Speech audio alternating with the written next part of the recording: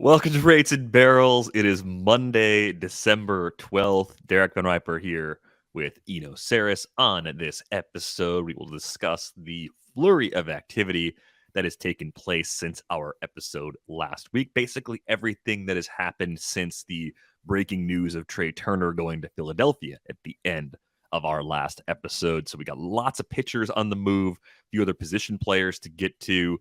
One major heel turn, a couple of news items to sprinkle in, and if we have time, a couple of mailbag questions queued up for at the end of the show as well. How's it going for you on this Monday?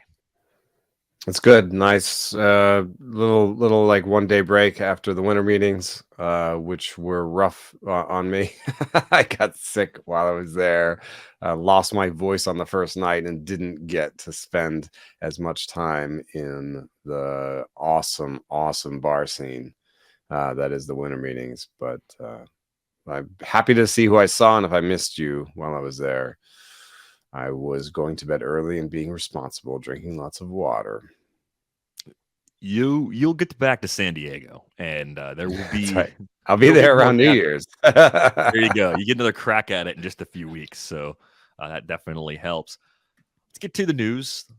Kodai Senga has landed with the Mets. And we were wondering when we looked at this team after they replaced Jacob deGrom with Justin Verlander, how would they round out the rotation? It seemed like they were one starter short. In fact, I think it was Owen Poindexter who was tweeting on last week, and we're going back and forth a little bit. And I said, I think Tyler McGill's really important for them as they're currently constructed. The addition of Senga really reduces the importance of McGill, at least kind of pushes him into that swing role, at least for now, maybe makes him more of an extra arm. And certainly with all the injuries that pile up over the course of the season, he could still end up being important. But 5 years, $75 million with an opt-out after year 3. The nuts and bolts of the scouting report, pretty big fastball in terms of velocity, good splitter, but control concerns.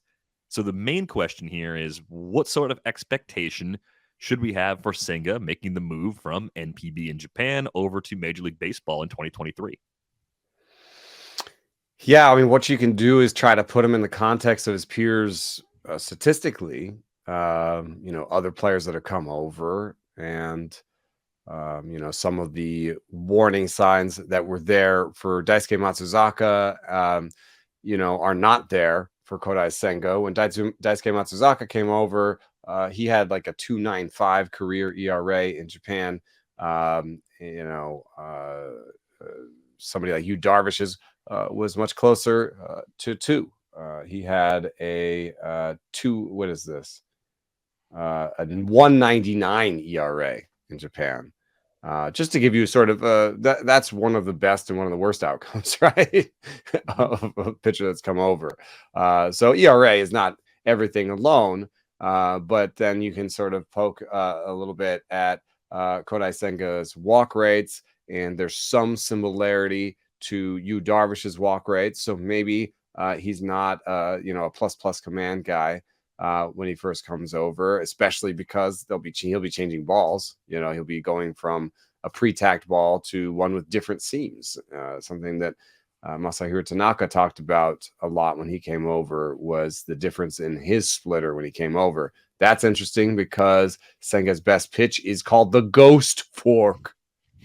So I'd have to think that actually that'll port over. I mean, Tanaka's splitter got better when he came over, so I'm hoping the same for Senga. The big question for me is the fastball, because we've even seen with Yu Darvish. Yu Darvish came over with some of the best fastball velo in the non-Shohei Ohtani category, and yet he doesn't emphasize his fastball, right? Like, he's not really like his fastball gets hit pretty hard, and it's not his best pitch. It's it's more of the cutter has been his fastball now, quote unquote. So there's been some inconsistent reports. I know I've heard some people say his fastball is plus shape, and I've heard other people say it does not have plus shape. So I would say a good velo, shape on the fastball to be considered, non change-up secondaries to be considered. In terms of sort of American pitchers, you've got the range of sort of Kevin Gausman, Frankie Montas. Those are some names that are in that space. Good velo. The amount of command he has is a little bit of a separator between Montas and Gaussman. But if you had Montas in one of the better stadiums for a pitcher to pitch in right now, which is New York, that's a pretty good pitcher. I was throwing darts because when I did my rankings, I did not know where he would end up. I put him in the low 40s. And I don't know, maybe I'd move him up to like 45, 42. I don't know. I'm throwing numbers out there, but you know what I'm saying? Like, pretty good pitcher and may produce more than his draft cost. So definitely somebody I'd be interested in. Yeah, the earlier draft season ADP was kind of on the fringes of the top 300. He'll move up. He's on a good team in a great park, so that's obviously going to draw plenty of interest. I think he'll easily push inside the top 200 overall, and maybe even as high as the top 150, depending on how things go for him during the spring.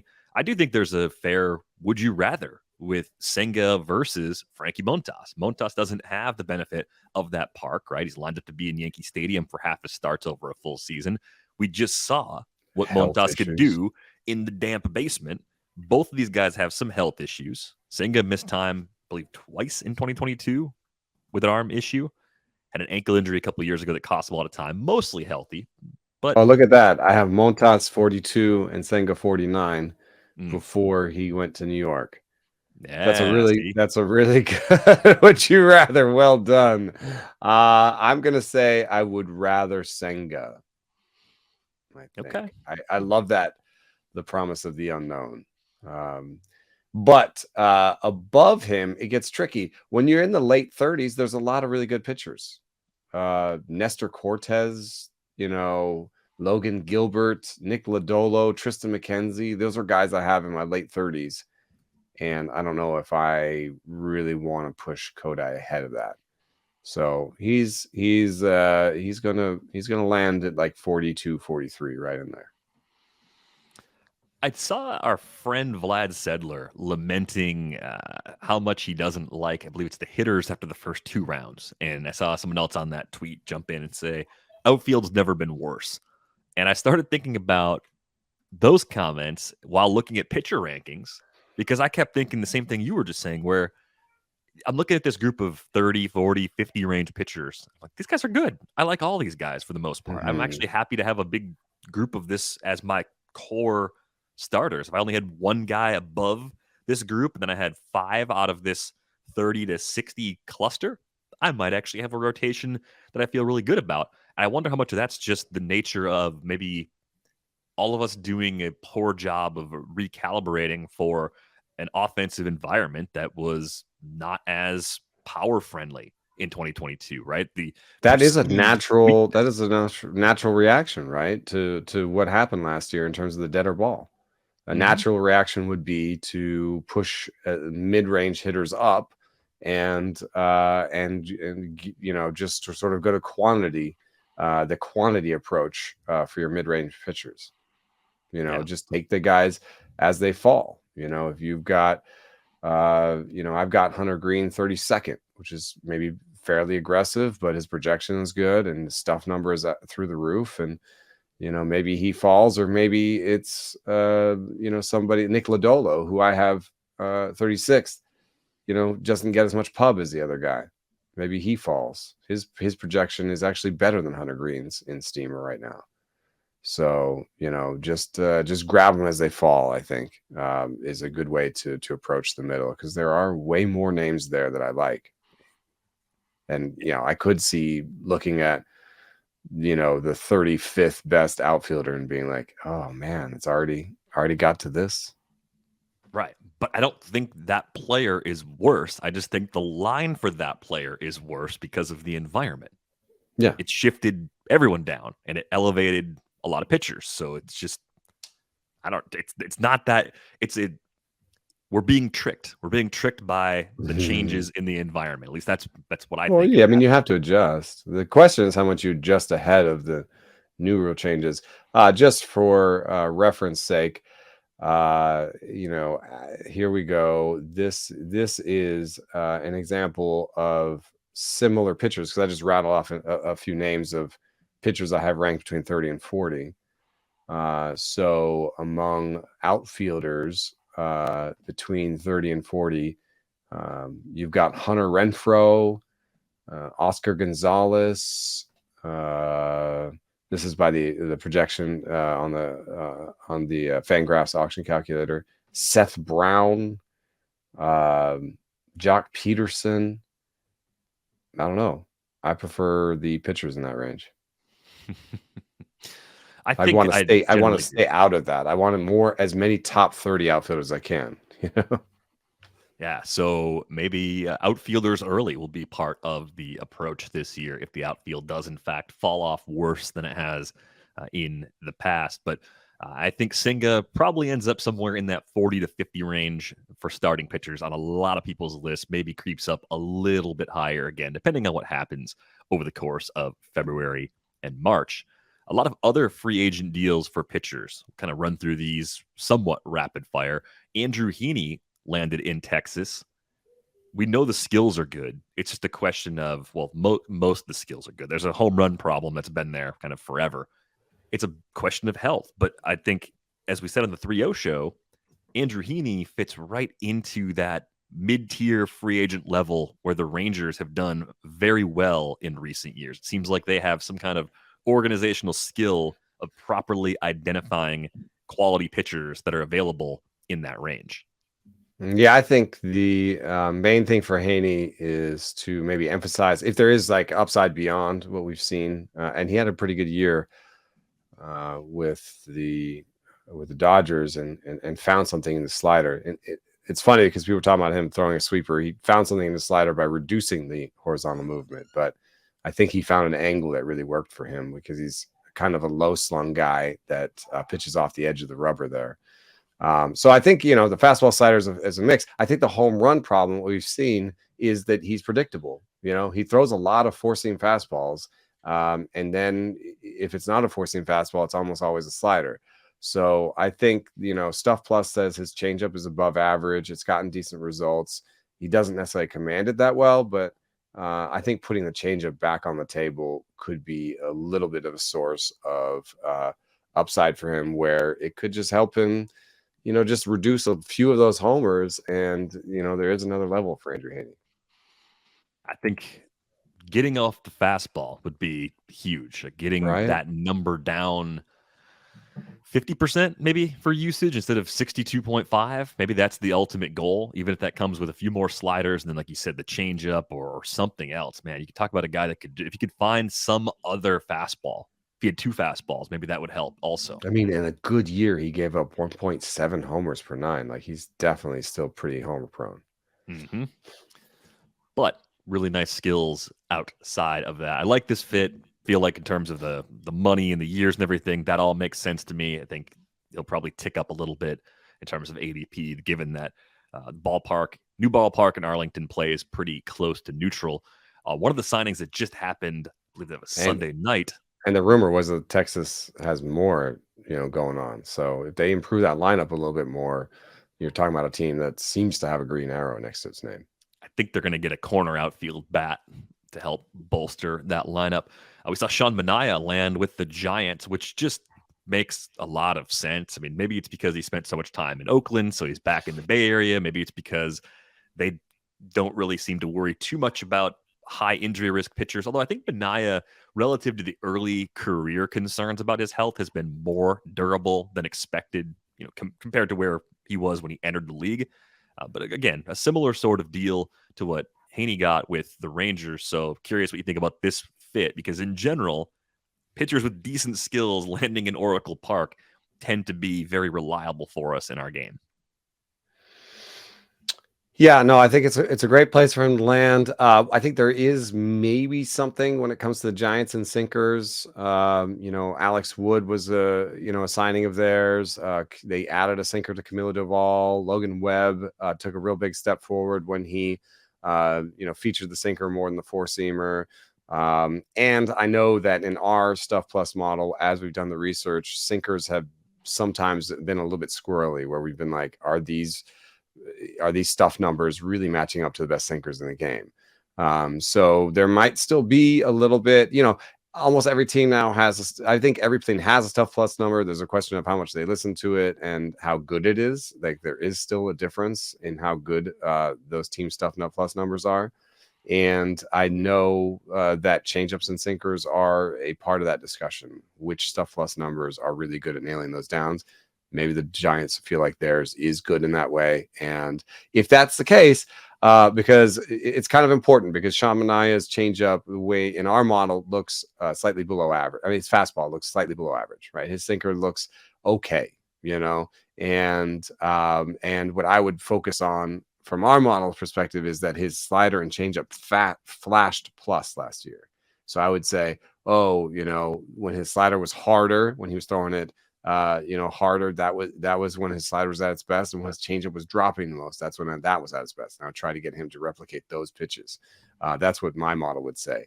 But if their model says the sinker is actually above average because of its good shape, then they're acting from a better position of strength, right? They're saying this is a good pitcher, and maybe we can tweak these things and make him better. But no matter what, he'll still be worth, you know, $12 million a year. I think that's probably true.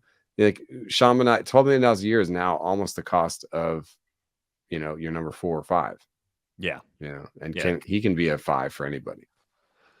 Yeah, look at the skills over the last 2 seasons combined: 18.2% strikeout minus walk rate. I mean, that's in line with Max Fried, same as Pablo Lopez, same as Tarek Skubal, just a tick ahead of Tyler Mahle and Tristan McKenzie, Frankie Montas, Sandy Alcantara. Doesn't mean he is better or equal to those guys, but home run problem, kind of similar to Heaney. Oracle Park should help soften that or keep it from getting a lot worse. Surprisingly, a 4.40 ERA for Sean Manaea over the last 2 seasons combined. All of your ERA estimators come in lower than that. So definitely some tweaks that could be made here that might make it possible for him to get to those numbers. And I guess looking at the board, comparing him to even Senga, if you're looking at Manaea versus Senga, is that a fair toss-up? Are they in the same tier for you? I think I'd pretty clearly rather have Senga. I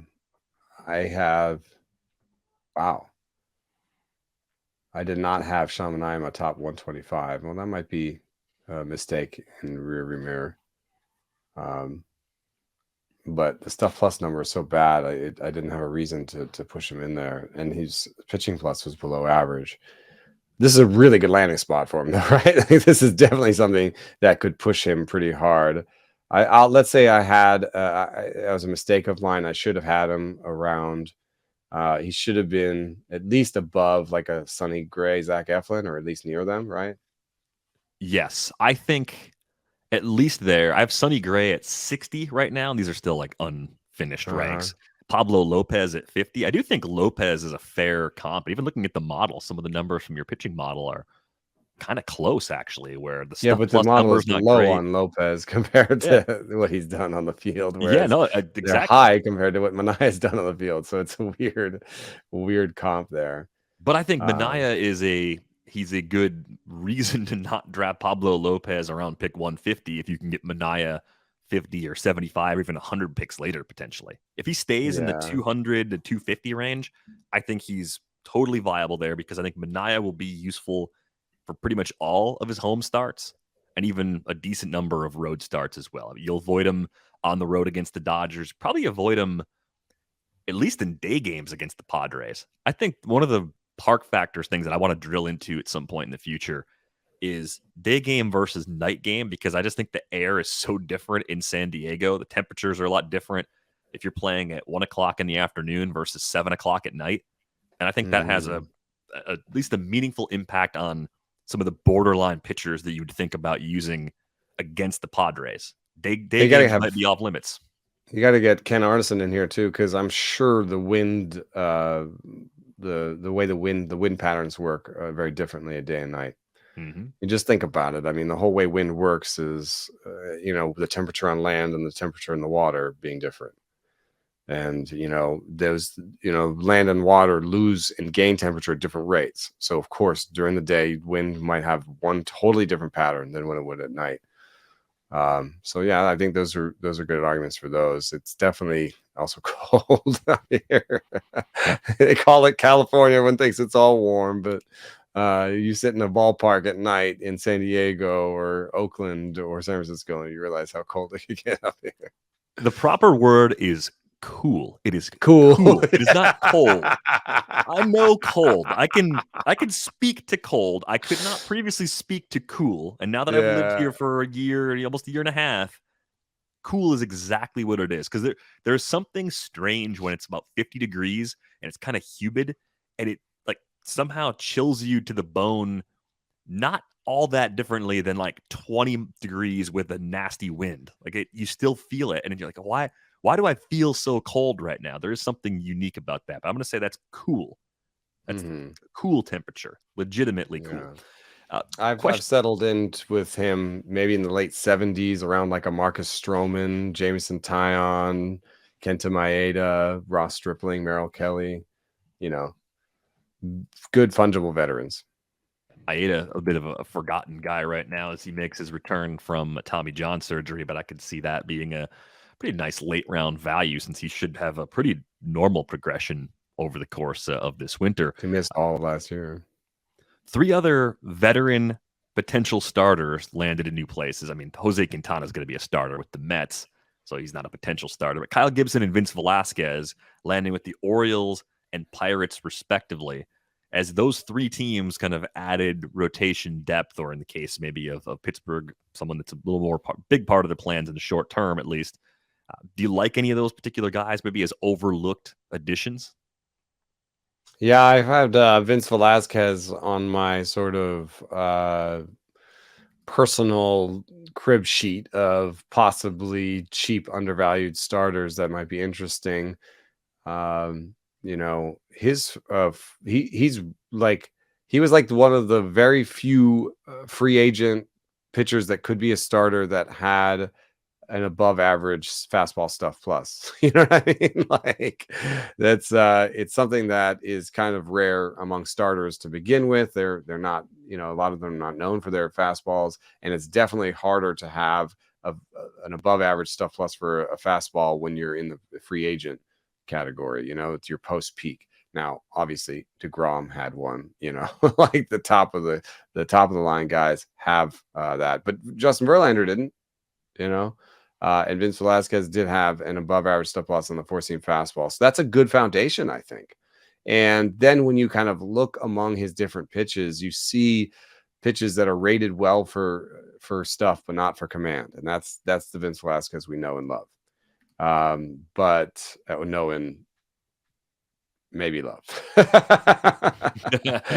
But I would I see a lot of opportunity there. One thing I just like, there were other couple players on that part of the crib sheet, like Matthew Boyd and Michael Lorenzen, that were just there because they had many pitches and they'd made some minor tweaks to those pitches in the past year. Like, for example, Michael Lorenzen added a sweeper, and for example, Matt Boyd changed the action on his changeup last season. So with Vince Velasquez, I'd just be looking to tweak one of his pitches. He has the type of fastball that you could add a sweeper to. The problem is Velasquez doesn't command his pitches that well. So adding another pitch with great action and not great command might not help him. So maybe it's more you add a cutter, something that he can actually command well, that's not just his 4-seam. So I just see an opportunity there in pitches. He has a bunch of pitches. Some of them are good by stuff. Some of them are good by location. There's got to be a good mix in there. I think there's something that you can pry out of Vince Velasquez.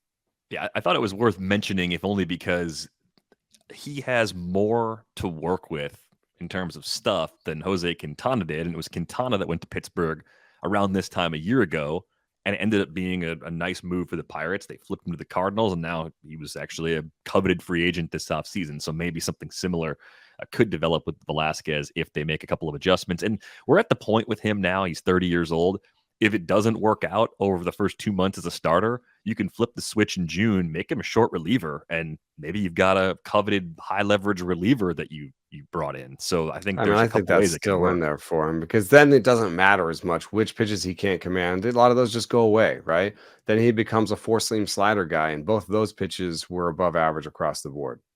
You know, and then maybe it goes a little bit more from above average to one of those pitches kind of starts, doing a little bit more elite stuff. So I definitely think he can be a reliever for somebody. Got a few relievers that landed on new teams. Kenley Jansen going to Boston is kind of like his own conversation, but Kenley Jansen goes to the Red Sox. Joe Jimenez was acquired by Atlanta. Carlos Estévez ends up in Anaheim, getting out of Colorado. Never a bad thing for a pitcher. And then Matt Strahm goes to Philadelphia. And I feel like my interest in Matt Strahm has faded compared to where it was a few years ago. Still not a bad addition, though. With Kenley Jansen, are we going down the exact same path where because he's got a clear hold on a closer role, because the stuff last year was actually pretty good, he goes into our circle of trust for draft season, and then we wait until about August, and then we start having the panic about whether or not he's going to keep the job, and if the Red Sox are in line to possibly make the playoffs, are we going to be worried about whether or not he's going to be the guy for them even at the end of the season? Like, is this the actual plan that we have to follow every single year for Kenley Jansen? Yeah, the added asterisk for me this year that makes it a little different than years before, where I have had some teams where I say, "Ooh, I missed out on all the elite relievers. I'll take Kenley Jansen." The thing that's a little different now is that he's one of the slowest relievers in baseball, and there's going to be a pitch clock this year, so it's just a little bit of added risk on top of it. And then, he's joined a bullpen where there are, possible other people that can close. To my mind, John Schreiber is someone that's always been a standout guy in the model, and he did fine when he was asked to close last year. And then Tanner Houck,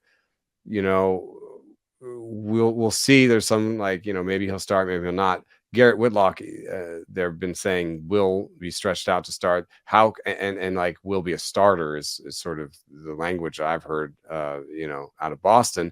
And whereas Tanner Houck is maybe he'll be stretched out to be a starter, but we don't know where he'll end up. So, I think Tanner Houck will end up in the bullpen. And there's just a question of if there's some slight sort of weaknesses towards lefties, right? I think Jansen and Schreiber don't necessarily exhibit those weaknesses, whereas Houck, as a side arming guy who's a lot of sort of left to right action on his pitches, he may have some trouble against lefties. Yeah, I think for me, Jansen kind of firmly in that second group of closers. I'd much rather have one in front of him than have him be my first source of saves. But you could probably do worse if you waited on a closer. I think there's actually a little more job security than you've got forecasted right now. I think in part because, at least as the Red Sox stand right now, I think they need all of those guys that could be starters, could be relievers. They need them all in the rotation. They don't have good rotation depth right now. Maybe that changes. Maybe they add someone to replace Evaldi. Listed as their fifth right now, so I think you're right. So I think, though, again, a free agent signing or two could add some competition, but I actually think it's a pretty good path in the first half for Jansen to be the guy. If he pitches well, probably keeps the job all year. Jimenez, I think, is just kind of behind Raisel Iglesias. Nice addition, makes the bullpen deeper, but I don't know if there's anything outside of saves and holds leagues to really be excited about there. And then Estévez, to me, is just an extra reliever for Anaheim that could make that bullpen a bit better, but not necessarily someone I expect to see immediately in the mix for saves. Except that in Anaheim, at least, is it obvious who is the closer? No, because Jimmy heard. I always want to say Hergé, Hergit, Jimmy Hergit, was kind of headed towards there, but they were also getting some saves. I remember this because I was trying to figure it out late in the season last year, and every time I put Hergit in, Tepera got a save. And every time I put Tepera in, Hergit got a save. So I was pretty annoyed by that. I actually think Estévez is the closer right now. And the reason I say this is, when I look at his Stuff Plus numbers away from home, they were much better than they were at home. And so I bet they saw something in Coors can actually change your Stuff Plus numbers. And so he might have looked, overall a little bit boring, but away from home, he was putting up 115s in the Stuff Plus region, and that's like other 115s that closed. Daniel Bard has a 116. Tanner Houck has a 116. John Schreiber's in the 116. Devin Williams had a 115. So there are some good pitchers right there. Jorge Lopez had a 114. So I think he's probably the closer right now. Well, good news if you're in any of the early leagues, the Gladiator leagues or the draft and hold or anything like that, because he's not going to cost a ton in drafts in the short term. They still have time to add more to that bullpen. They may add, yeah. Who actually, of the remaining free agents, who stands out to you as a possible threat to come in and take saves from either Carlos Estévez or anybody else who's in an unsettled ninth inning situation right now? Because there's certainly more than just Anaheim where you look and say, yeah, I guess it's this guy, but they're one move away from it being someone else. There's not that much out there still. The Stuff Plus numbers still like Craig Kimbrell and said that it was just a bad year command wise. And so I could see him getting a 1 year, $10 million deal and being put in the mix to close. I think if you have Kimbrell and Carlos Estévez, you feel like, I don't have to just give it to Kimbrell. Maybe I tell Kimbrell he's the closer coming in, but maybe, internally we say, hey, it could be either guy. You know what I mean? Like, I don't see somebody where you're like, we signed this guy, he's definitely our closer. Closest is Kimbrell. Taylor Rogers is out there. And I think he had a real down year command wise because they were, fiddling around with the slider. I think in a better year command wise, he will have a much better year next year. So I think Taylor Rogers and Craig Kimbrell are the only last two. But if I put either of those next to Carlos Estévez, I guess I would probably lean a little bit closer to Rogers and Kimbrell than Estévez. But I think it'd be maybe close to 50-50. It'd be rough to try and draft into that situation because you don't know which one it's going to be. But I'd have some shares late in most of my drafts because that's what I do. Yeah, I have actually a good bit of faith in a Taylor Rogers rebound. I think right, exactly. The home run issues he had last year, especially after the trade to Milwaukee, were just absurd. I think he could be fine. He could still be a top 12 closer.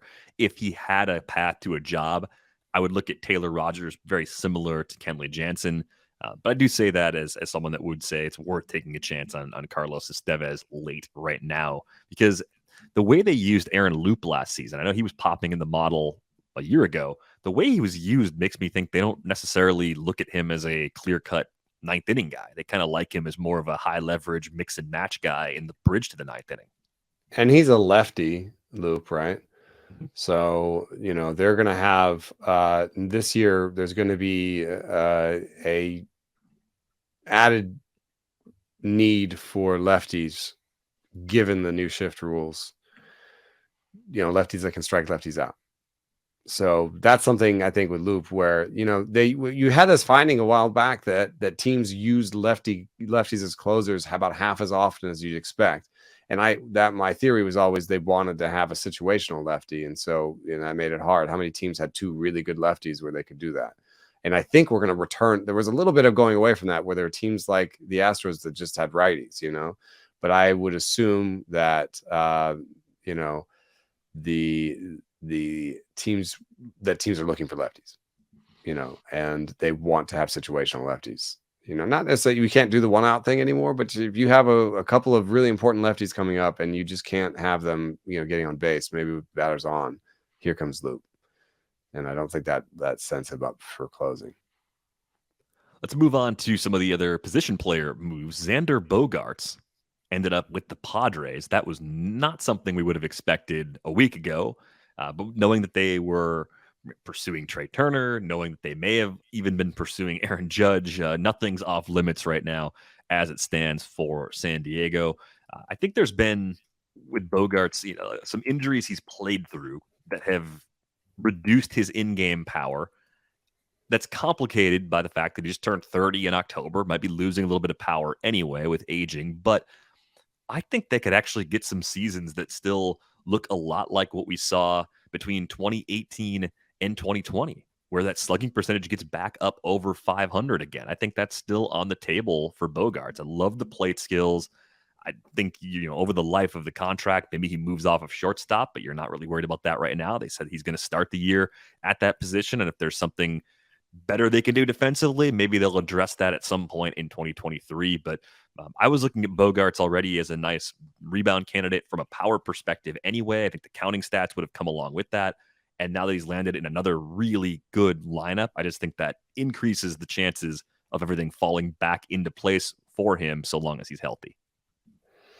Yeah, he's really interesting because all of the process stats that I use sort of suggest that this is an overpay for the Padres and that he was maybe the fourth best shortstop on the board.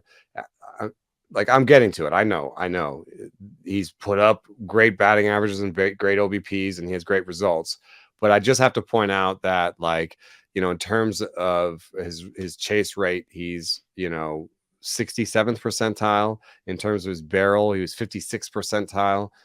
In terms of contact rate, swing strike rate, he's 37th percentile. His arm is 32nd percentile. His legs were 49th percentile. So, across the board, he has weaknesses in, how fast is he? How's he going to age according to his legs? His arm doesn't seem to be of the strength that will keep him at shortstop for very long.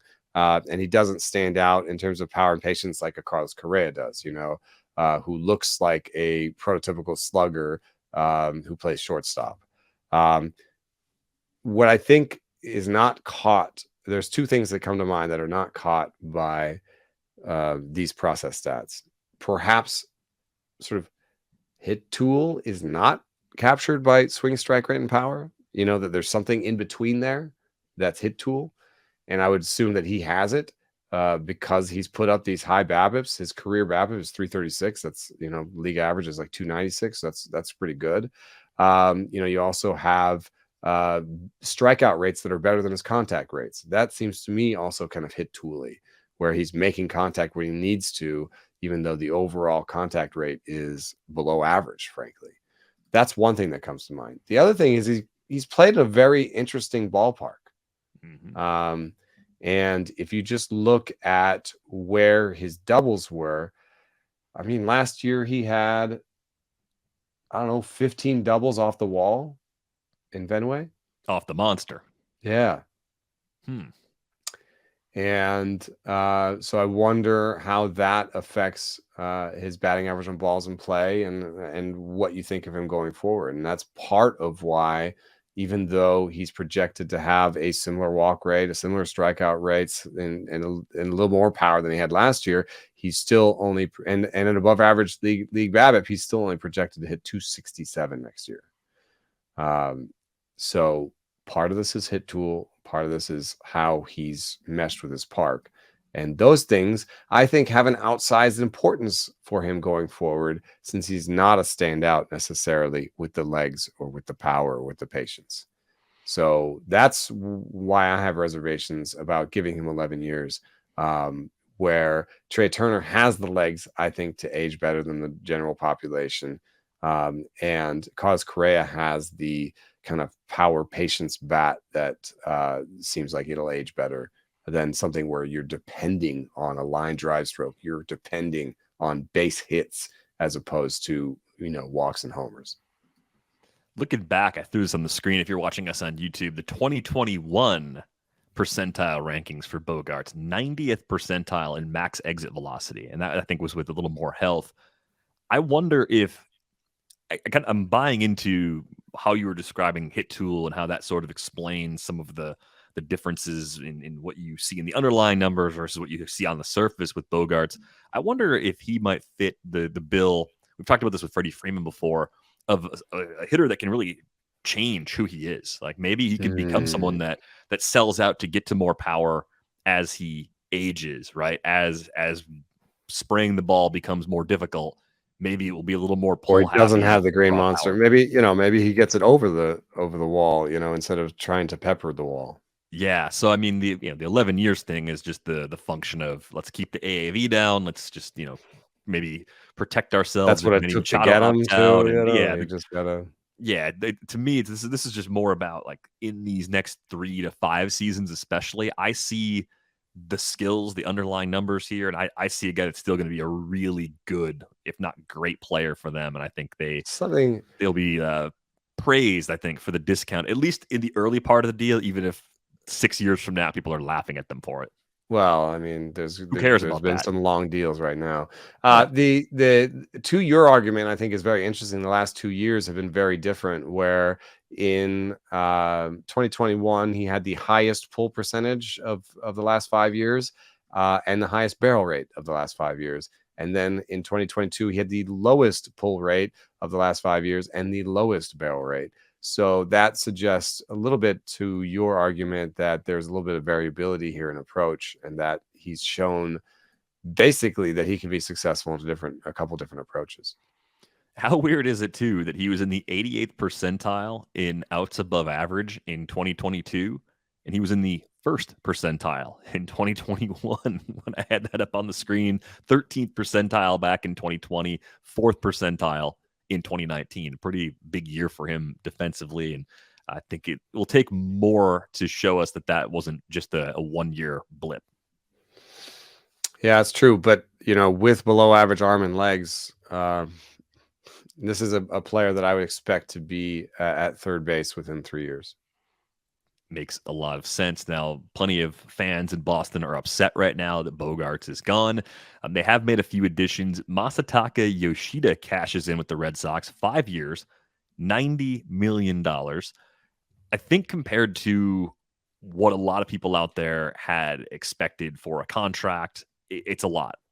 That being said, when you start digging into what Yoshida was doing in Japan and trying to come up with an approximation of how the skills are going to translate, making the move over to Major League Baseball, who do you think the Red Sox have? Like, who currently in the MLB pool does Yoshida most resemble, at least on paper or in a spreadsheet? Yeah, I think, one of the questions you always have with a hitter coming over is how the power is going to translate. I think there's just massive differences between, especially with a guy with 15 to 20 homers like he's had. I think the outcomes homer wise in America are anywhere from 6 to 18. You know what I mean? Like, he's either a guy who just randomly hits one out, and he had more opportunity against worse pitching in Japan to get those, like a mistake hitter basically, or he's a guy who has legitimate power. He did have a peak with 29 homers 1 year in 2019, but I do know also that the ball was changing in Japan around that time. So, he settled in mostly as like a sort of a 15 to 20 homer hitting guy. The standout part of his stats are his strikeout and walk rates. He had a 14% walk rate last year and a 7% strikeout rate last year. And you know where I'm going with this. Steven Kwan had in AAA a 12% walk rate and a 7% strikeout rate. So I think he is somewhere between Steven Kwan and Alex Bregman. Kwan works a little bit better because he's a corner outfielder, but I think he showed plus defense. So I think the worst case scenario is Steven Kwan with a little bit less defense. Steven Kwan was a 4-win player last year, so that's all-star level. And so we're talking about, I think, a floor of someone that is just below an all-star, like an above average regular, somebody who's 2.5 to 3 wins. That's a sort of floor for someone who makes that much contact, a lefty with no shift. I think that's a floor. The upside is he has more Bregman-esque power. He won't necessarily have the defensive value of Bregman, but if he has Bregman-esque power, I think you're talking about someone who could have 4 to 5 wins. So that's a pretty good signing, even for $100 million. Yeah, I think the Kwan comp gives you a really safe floor. If that's the player he is and that's how you draft him, okay, you're going to get tons of runs, good average, decent number of RBIs, depending on where he's at in the lineup. Maybe you're a little under in RBIs if he ends up being like a leadoff guy, or at least a part-time leadoff guy. But that would be, I think, a pretty positive outcome at that AAV for the Red Sox if that is what they get. And room for more, like you said. I think the thing I would love to see is how hard was he hitting the ball in Japan?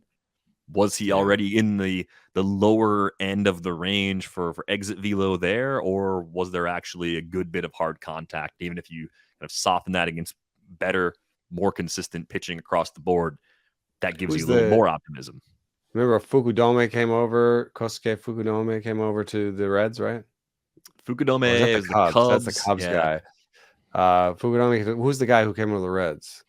Just happened. Shogo Akiyama. Akiyama, yep. Yeah, and I think there was a sense that they did not hit the ball that hard. And so I guess if I'm being fully honest, I mean, you have to consider that part of the floor. But I think he had more power than those two guys. Those guys were hitting like 10 homers at a time in Japan. Yeah. Let me see. Shogo Akiyama. Japan stats. Is Akiyama stealing more bases in Japan too? Was that part of the package that people were excited about when he signed? Well, see, Akiyama did have a 25 homer season in 2017 with Seibu, and some 20 homer seasons, but he also had some 13 homer seasons. He had a season where he had 484 plate appearances with 5 homers. Like those are not seasons that Masataka Yoshida has had. So the lower end for him was lower, but you know so that is something that has to be considered. However, Akiyama also struck out more, right? So what would have happened if Akiyama came in and was at least able to put the ball in play all the time? That's something to consider. And then Kosuke Fukudome. We see in Japan, he was hitting. Wow, he had a 34 homer season in Japan. But he settled in. Wow, he had 13 homer, 15 homer seasons, but he had some 30 homer seasons in Japan. He also struck out more. So they're betting on a different profile here. But Fukudome's 30 homer seasons translated to 10 homer seasons with his first three seasons in Japan. First three seasons with the Cubs, 10 to 13. So really the power is the big question mark. Yeah, I think if you project him for 8 to 10 homers, that's probably a fair starting point, and you're hoping to get a lot of value in some of those other categories.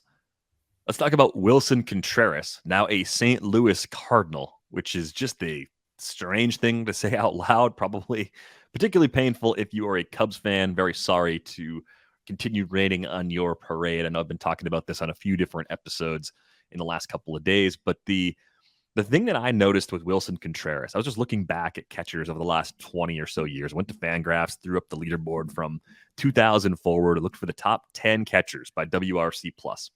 Number 1, Will Smith, 132 WRC+, probably an underrated player in the broader conversation, maybe not in fantasy circles, but definitely underrated just in terms of how people around real baseball talk about him. Buster Posey at 129, Jorge Posada, 127, Mike Piazza, 125, Joe Mauer, 123, Mitch Garver, 119, Mike Napoli, 119, Willson Contreras, 118, and you got Victor Martinez and Yasmani Grandal at 117. So I'd say Victor Martinez is actually a really funny name there because there have been people who sort of disparage Willson Contreras' defense. And Right. Victor Martinez was one of those players that did not have the greatest defense, and it ended up transitioning to DH later in his career, but had so much bat that he was still valuable. Contreras has enough bat to eventually make that move, but I also think he's, a good enough defensive catcher for the next 3 years at least to play most of his games behind the plate. I think that's something you're talking about in year 4 or year 5, depending on a bunch of other factors. Also curious to see if anything changes moving to a new organization, right? You go to the organization where Yadier Molina just spent the last 150 years, and you get a fresh start. And I just think the lineup around him is better than what he's had ever since the Cubs started to break up the band too. So I like the counting stats possibly ticking up again this year for him. Yeah, his framing stats are consistently negative. His rookie year, he was above average, and in 2020, in the shortened season, he was above average. Every other year, it's negative, and in 2018, he must have been the worst framer in baseball because minus 18 runs framing is pretty bad. That's a whole win of runs that he gave up with this framing. we know maybe that we're headed more towards a challenge system than a full automated balls and strikes. That seems to be what we're hearing on the ground. So his framing will matter. But having talked to different players and different teams definitely have different training methods for framing, different philosophies about, the leg out, so this, that, different ways to improve someone's framing. Even when it comes to how they relax before they receive the pitch. And yeah, maybe the Cardinals have that institutional knowledge where they can help him not necessarily improve his true talent when it comes to framing, but sort of work around it, adjust for it. I wonder if Yadier Molina is going to hang around in the spring this year. Would not surprise me at all if Yadier Molina is just kind of around, right? Like, why wouldn't he be? I mean, it's the funny thing about, recently retired baseball players is, they don't know what to do with themselves. There's this little known fact that, I mean, it's true in all sort of walks of life, but there's divorce rates get high among most recently retired players. That's something that players should be looking out for as they approach it, because you went from being on the road all the time to being home all the time, and I've seen that in my own family. Where it's like, this dude. He's used to be on the road all the time. Now he's backseat driving me. Shout out to my mother-in-law. But it's just he's gonna want to do something with his time. I know he has I think a basketball team that he owns in the Dominican, or a soccer team. Like, I know he's interested in other sports, but when somebody has that much knowledge, you can easily become kind of a special assistant, either to a GM or that kind of roving assistant coach, where he doesn't have to be there all the time, and he doesn't have to go through the whole season where he's like traveling with a team. But yeah, in spring, he's going to show up and he's going to help, and he's going to tell them what he knows. And then he doesn't have to do the rest of it. Barry Bonds was a terrible hitting coach because he didn't want to show up at 8 a.m. or whatever after a night game. He wasn't that guy. But would you love to have Barry Bonds at spring training talking to your hitters? Yeah. So I would assume Yachty will be there in spring. So we had a question from one of our listeners, Michael, and he's pointing to all the great performances up and down the Cardinals lineup last season. Paul Goldschmidt having a 177 WRC plus at age 35. Even Tommy Edman and Lars Nootbaar getting up above league average performances in WRC plus. They were both up like 15 or 20 points in WRC plus from the previous year. Pujols renaissance, Nolan Arenado's career year.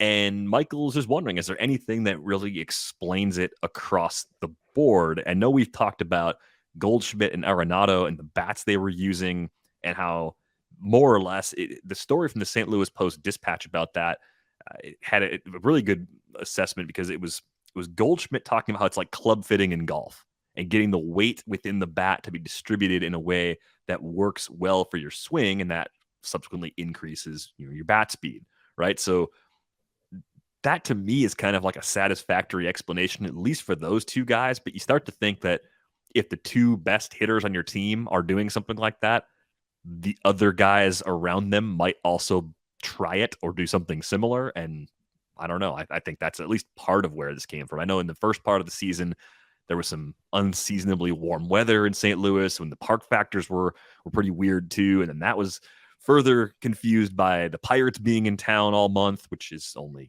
they're there for like a series. It's a prolonged series. Anyway, what have you seen with the Cardinals that could add to the explanation of like how they actually did this with so many players exceeding expectations at the plate in 2022? It's actually, it's a fascinating story, and I think it has to do with how good teams are good, because good teams are good because they know what they can do when they know what's good. They know what players are good when they want to acquire them, but they also know which players are good in a certain way that they could get them to another level. And so what I see, especially out of Nolan Arenado and Paul Goldschmidt, are guys who have traditionally been able to hit for power all around the park.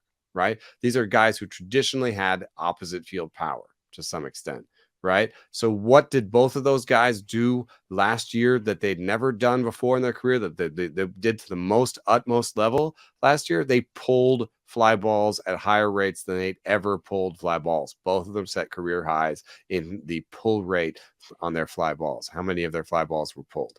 Guess what the team did as a whole? St. Louis, among all the teams out there in terms of fly balls, pulled most of their fly balls. They pulled 29.6% of their fly balls, number one in the big leagues, and by 2+ percentage points over the Yankees, who had 27.9, the Orioles, the Rangers, Donnie Ecker is there, and the Braves are top 5. The Giants, Donnie Ecker's old team, are 6th. So, the Blue Jays are 8th. The Twins, who are the barrel rate kings, and the fly ball rate kings during the StatCast era, they are 10th. So these are teams that prioritize pulling the ball in the air because the pulled barrel is the best outcome in baseball. And so what you have are, some guys who have some hitterish ability, Arenado and Goldschmidt, who've been going the other way, that you say, hey, let's do some bat fitting. You've never done bat fitting? Let's do some bat fitting. Oh, you haven't prioritized pulling the ball in the air? You haven't prioritized bat speed? Oh, well, come to our organization. We're going to prioritize bat speed. We're going to prioritize pulling the ball in the air. And your natural hitterish abilities are still going to be there. You're still going to be able to go the other way if you need to, convince hitters to come inside or whatever it is you're trying to do. So, I think it was a real sort of meshing of scouting, acquisition, player development. And I think it's a real shame. Jeff Albert was their hitting coach. This is all Jeff Albert type stuff, Bat fitting is use the best data and tech that's available to you. Pulling the ball in the air is what's the best thing you can do? Pull the ball in the air, pull a barrel. And they did that. And Jeff Albert, who does all these things, and they have their career years, and his coaching gets through, and he's doing the best, somehow gets hounded out of town and feels like he's being blamed for anything that the Cardinals do, and feels like he needs to do something else, and goes to New York, where people New York's supposed to be the rabid place where they chew you up, and he chooses to go to New York over St. Louis. So there's something that's a shame about that. Maybe it was just a play for more money or a better title. I mean, kudos to anybody who does this. Baseball is a really tough place. If you're playing the long game, then it's fine. But at least what Jeff Albert said was, part of it was just, he felt like he was getting, too much blame and not enough credit. And he should get a ton of credit because St. Louis did some things under the hood that were amazing last year. Yeah, you think about New Busch Stadium and how it's played, and it's not as pitcher friendly as a Citi Field, but I do think Citi Field presents a pretty unique challenge for any hitting coach, trying to unlock as much as you possibly can. If you have an optimized approach, maybe you got a better chance of beating the park than if you don't.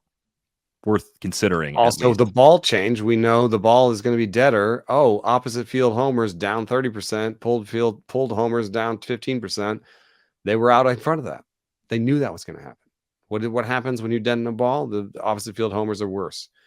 One last thing about that park, because we've talked a lot about how those park factors changed, and the park might be changing in St. Louis.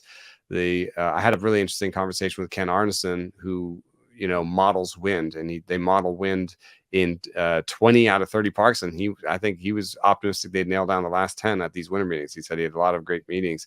And the thing about modeling wind is you have to have 20 sensors in the park, right? You have to, and then he said what's really important that people don't know about or don't think about necessarily is you have to actually build the buildings. You have to make a 3D model of the buildings around the ballpark.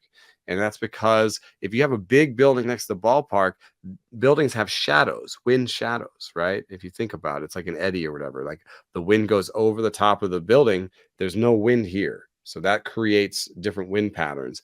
And if you have a big building that's next to a ballpark, you might actually have a wind shadow that covers the whole ballpark. So the wind will just go over the top of the ballpark. And that creates some implications for how the ballpark will play. So as these ballparks may not even be changing their dimensions, there are buildings going up around them. Kansas City may play the way it does because there are no buildings around it. Now they're considering building a new park in Kansas City, and they say that's once was going to be downtown. That one might play way more hitter friendly just because there's buildings around it. We've seen buildings change the way San Diego plays because there are new condos around that everywhere. And there's reasons to believe that the new condos changed the way that the Nationals Park played. Because when Nationals Park was built, there was nothing around it. Now there were big condo buildings all around it, creating wind shadows.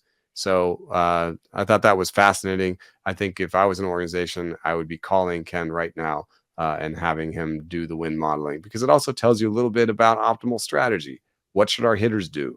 Where do the balls play best in the stadium? Where is the wind hurting us and where is it helping us? Yeah, I think maybe 10 years ago or so, my friend Bernie Pleskoff would say that at Coors Field, there was always this jet stream in right center field. If you got the ball to right center, you could hit the ball really far in that part of the ballpark. Obviously, the ball travels everywhere at Coors, but it was just the spot that if you, as a left-handed hitter, could drive the ball there, you could be rewarded. Like these kind of micro effects within each park do seem like they're very much worth digging into. By the way, looking at the final count for the Baseball Savant park factors using the 3-year rolling average, the park factor for Citi Field 96, Busch Stadium 95. Home runs are actually a bit different. Citi Field has a 96 home run factor, Busch Stadium 82. So Busch Stadium actually a little more pitcher friendly when you account for the homer factor, at least looking at these 3-year rolling averages. Arenado and Goldschmidt this year. Nope, it didn't. No. They had any St. Louis years. listeners, if there are some new buildings around that ballpark, I'd be fascinated to hear about it. Let's get to Mitch Haniger going to San Francisco. We kept wondering if it would be Aaron Judge or one of the other big free agents. Maybe it's still Carlos Correa, possibly headed to San Francisco. So far, Mitch Haniger, the big addition aside from Sean Manaea joining the rotation. I think with Haniger, he's one of those guys that you seem to like a lot year over year. And I'm always kind of afraid because of the combination of injuries he dealt with during his time in Seattle. And thinking about how teams are very careful with players that are corner outfielders that are like 15, 20% better than league average hitters. And this type of player seems like it can be frequently non-tendered and traded. I was surprised that the Giants gave him a 3-year deal because he looks so similar to a Hunter Renfroe type player to me in a lot of ways. But what makes Mitch Haniger different? Why would he potentially kind of stand out and be better off on a longer-term deal than some of those other guys that end up getting moved around a lot more? I mean, it could be a question of spray charts on how he fits into, like compared to Renfroe, a lot of it is patience. Haniger does not traditionally swing at pitches outside the zone, has better walk rates. And that's been a big thorn in Renfroe's foot. He's been aggressive and sort of powered his way beyond that. But if he was able to take more walks, he'd be a better player. So that's part of why Haniger has the upside. I'm also looking at the spray charts. And yes, Haniger does have right center sort of, he does hit the ball right center a fair amount, which is Triple's alley in San Francisco and a terrible place to go for it. His homers are mostly pulled down the line, and that's gonna play just fine in San Francisco. So you're just a question of will he lose some of those doubles and opposite field homers. But since 2019, I count maybe I'd call that maybe 7 opposite field homers from Mitch Haniger since 2019. And I don't even see that many doubles really out there. I see maybe 5 or 6 opposite field doubles. So I don't think he's risking much in terms of how this ballpark will play for his skills. He tells me that last year was a little difficult. It was one of his worst years for chase rate and strikeout rate. And he just said with the ankle injury, it was just difficult to make these adjustments you have to make on a sort of game-to-game level. And he just didn't feel right all year. So As a projection, 16% better than league average with the bat is a comfortably, that's a better than even sort of an average corner outfield bat. And then the question is how the defense will play. Yeah, I get it. Like I mean, I'm with you on that explanation. I think there are slight differences, but man, I miscalculate those differences relative to how the Giants do right now. So maybe that's a blind spot for me, not seeing. Well, maybe it's also for the Giants. They would much rather use money than players to acquire players. Yeah, that could be. Money's not really a problem in San Francisco. They have a lot of room between them and the luxury tax, and in terms of trading away. So the types of players it took to get Teoscar Hernandez and Hunter Renfroe were relievers, and the Giants bullpen last year was bottom third. So it's not like they want to trade any of their relievers right now. So they value that depth. Part of the explanation too. Yeah. I think that's a good point. Last player, Josh Bell, heads to Cleveland. He gets a 2-year contract. And this one seemed like it made a lot of sense from the very beginning. I think Josh Bell to Cleveland made sense as a possible trade addition back during July. You look back and he ended up in San Diego, of course, but it would have made sense then. We've talked about Bell a lot on this show as someone whose power tends to fluctuate quite a bit from year to year, right? We've seen a 37 home run season. Of course, that was 2019, year of the rabbit ball. But back in 2017, he popped 26 homers, popped 27 homers during his full season with the Nationals in 2021. Ended up sitting at 17 homers in 156 games a season ago. Barrel rate, the last few seasons, right between 7 and 8%. At his absolute best, we've seen that 12% season. Again, year of the rabbit ball in 2019. And the other problem, I guess, that we've seen on occasion is inflated ground ball rates. And even when he's going well, it seems like the guy that hits the ball on the ground a little more than you'd like. But good skills overall, right? Draws walks, doesn't strike out a lot, doesn't chase pitches outside the zone. I guess the big question for everybody is how much power are you expecting from Josh Bell in 2023 over what should be a full season now with the Guardians? Yeah, I mean, despite those high ground ball rates, and when he hit 26 homers in 2017, he had a 51% ground ball rate. And when he hit 27 in 2021, he had a 54% ground ball rate. So he's still able to hit, 20 plus homers in a given year, even with the high ground ball rate. And this is a very much a Guardians or Rays type hitter, where it's a guy who hits the ball hard and has good plate discipline and makes contact. Why wouldn't any hitting coach in baseball want to start with that? A guy who can hit the ball, he's hit the ball 116, 117 in his career. So he obviously has the raw power. And then it's just a question of is there a tweak to get him back to the 30 homer guy? And if not, he still over the last 2 years has been better than 20% better than league average, So maybe he only hits 20 homers next year. He's still going to be a guy who gets on base around 350 on base percentage. Still going to have like an 800 OPS and still going to be a really good player. I do wonder what it means for the rest of the Guardians team. I've been, a guy who liked Josh Naylor. And then, Josh Naylor has really similar kind of skills in that he, at his best, will make contact, have patience, has hit the ball 115, has had those similar kind of barrel rates, and has some problems with the ground ball rate. Like he seems almost duplicitous with Josh Bell, except that Josh Bell is a switch hitter. So I'm guessing that Bell gets more playing time. Naylor gets sit against lefties sometimes. We've already seen a little bit of that. But they can probably share first and DH, and no one becomes a do not drafter because of it. I mean, where do you sit on Josh Naylor next year? I think it's fine that they're both there because they can be first base DH and just kind of mix and match between two spots, right? Two players that are in the lineup every day to share the two spots. I don't know if you look at either one of those guys and say they're a consistently good defender, so maybe it's kind of an even split.